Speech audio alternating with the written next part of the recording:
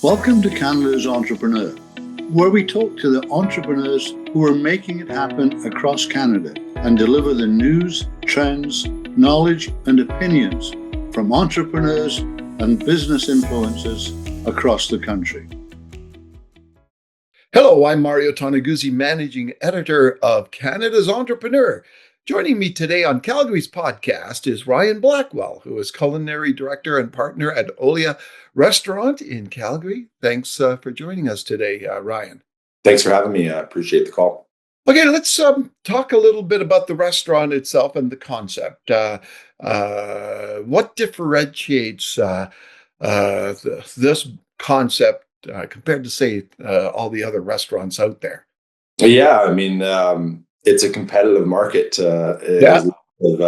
Always battling new restaurants and great entrepreneurs and lots of good visionaries. So it's hard to say exactly when you hit it correctly on if you can entertain to all the customers out there, and that's obviously always the intention. So when we're building these brands, we don't leave any stone unturned as best we can, and try and test our marketplace where we can to see what people need. So when we built Olea, the conversation was to have something that was upscale casual, but felt like it could be everyday. And everyday Olea is kind of the term we use in a sense of we didn't want anything to be too pretentious. We wanted it to be approachable, but we wanted it to have deep roots, an understanding of clear brand direction for people to understand, what our core values are and what we need to bring to the marketplace to kind of entertain that to people. So, Olea was simply named as the Latin word for olive. It's the genus name that includes the olive tree. So deep roots within the Mediterranean cuisine. The idea of Mediterranean for us was to not be too broad across the Mediterranean spectrum and really try and hone in on Western Mediterranean, being, Italian, French, Greek, a little bit of Spanish, even some Moroccan if we wanted to, on that side, where we could really pull great ingredients and really have food that resonates with people. So tell me first of all, before I forget, when did the restaurant open? It would have been November 2022. So we're coming up on 3 years. Okay. So tell me just a little bit about sustainability and where sustainability fits into all this. Yeah, I think it's an ongoing conversation and seeing what's available to us, right? And in a tricky marketplace of costs and cost to operate, especially within Canada, we have to be very selective on what we choose and where we pick from, for a couple of reasons. One, longevity of us being able to get those products, and if they're ever changing, and two, price point too that makes sense to our guest. So, being sustainable is, comes from the farmer, comes from our suppliers, and seeing what we can partner with on people to make sure that we have those roots and a continued valued effort put forward for the guest for a consistency level. Otherwise, we're becoming a place that is constantly turning over key ingredients or key dishes, which we didn't really want to do for our patrons. Yeah, when you look at as in the food industry these days, and things like the tariffs out there and all that stuff, is this not so much forced you, but made you look closer to home when looking for suppliers of food? Yeah, again, within reason. If we could pull everything from 100-mile diet, we would. Yeah. It's just, how much focus and energy we put and financial aspect into that to be able to do it with the producers. We do within reason, right? And yes, tariff, all that stuff too, right? We can't control the outcomes of that. Our suppliers are obviously ever changing too in those efforts. And what we're trying to do. But yeah, there's always a conversation at the table of saying, how far are we going to get the product? And is that product necessary for our menu if we're going too far? Yeah. What does it take? And, you mentioned it earlier, about the number of brands and that are out there and concepts. And there seems to be a restaurant that opens every day in Calgary. But on the other hand, there's one or two that close every day as well, right? So what does it take in this day and age for a restaurant to be successful in that environment? Yeah, I wish I had the magic wand sometimes to be able to tell you that. There's a constant conversation amongst our partners. We're all restaurateurs, background, chef background, some not chef background, and we have multiple properties and we're all invested in different companies. And so it's a unique situation at Olea. So we have a lot of data from our partnership to kind of have these open discussions. And number one, it's like, you got to be moldable in our opinion, meaning like, we try and strip the ego out of it and the pretentiousness out of it and say, let's not get distracted by the distractions. I think customers even naturally can be distracted because there's just so much marketing coming at them all the time. And what's the hot new ticket out there? And, so you see that bounce around a lot. And us is just trying to stay, okay, what's our values? Let's stay true to our values. Let's stay true to our training, understand the people that we're bringing in to believe in our brand, to service our guests are all united, and make sure that that common messaging to people is there to keep consistency at a high. Without consistency, there's no value. To me, value is not just measured in capital or how much money you want to spend, but it's measured in, it might start with that, but peel away the layers. It's like, what's everything that adds up to that dollar amount? So, open discussion and just try not to be distracted by everything that's happening around you. So tell me, when you're looking at the business side of things, what's the biggest challenge as a restaurant owner you face these days? A combination thing. One is like, is the brand right? Have we tested it in the marketplace? We're starting to do that with other brands right now. We're just doing as a pop-up situation to say, hey, let's, not come up with the name and what we think needs to be in the public, but let's try things where the public can give us feedback before we're fully committed, right? Just because there's so many different opportunities of brands coming up. Other ones, we have constant conversation on is location, right? Like, how busy is a street? Is there parking accessibilities? Is it, people able to walk or not walk? It's not always the main driving factor, but it does play a role for sure. Yeah. And just again, to reiterate too, is the branding specs, are they correct? And if they are, and they feel right, and the public feel right, then the last piece is like, on that locations, specific situation, are we in a situation where we put the restaurant in a good spot on a cost wise to take that space? Because sometimes I think that restaurateurs, and including me in the past too, you get so fixated on like, that location is so good, I can't wait to put this brand there. But, half a degree off, I always say it's death by 1,000 paper cuts, right? It's just one thing that hurts you.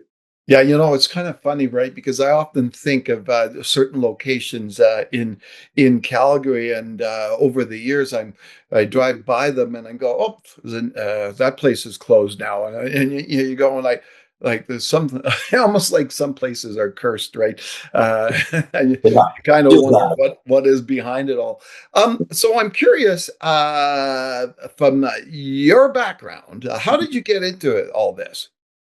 Yeah, it started at a young age. I grew up in Cochrane, Alberta. I grew up on a farm. My dad was a hay farmer. My mom's an artist, so I always like to say I met in the middle. And yeah, I was, a small town kid that wanted to experience big city things. And, I hadn't really done that. So in high school, I had a friend that started working at Earl's Dalhousie in like 2001. And I was like, hey, come try this out. So I did. And I had my driver's license, and at 16, I went and did that. And I went through the whole process of that. And it was, I think for me, is I've always chased high paced things. And that at a young age was like, oh, wow, this is a really high paced environment that you need to kind of execute at a quick speed. So, it was deep roots in me at a young age that I kind of got caught into that. And then from there, throughout high school, I stayed with it, and I went to culinary school. I ended up going into SAIT and graduated PCK in 2005 with my residency. And that was an amazing program that just kind of strengthened my love for food and beverage, and just hospitality in general. And then from there, just close notes real quick. It was just like, I didn't think Calgary had what I needed to really grow myself at that stage. I think Calgary really broke out starting in 2010-ish. Where you started seeing some really big restaurateurs and great chefs coming to the city, and everybody starting to push. So I went out to Vancouver and situated myself in 2007 for the Olympics out there, and worked for some really big, one really big company in general, and it just totally set me on the right direction at an early age to become a young chef in my young 20s. Oh, cool. It's not Mm. an easy profession to be in, right? No, you got to have the patience. I mean, it's ever changing. I mean, a lot of things are these days. Technology plays a factor for sure, but you, the thing is, like, if you don't have a passion for it, don't do it. I always tell people, like, you got to enjoy it. You got to understand what the rush is about. You got to like that creativity piece.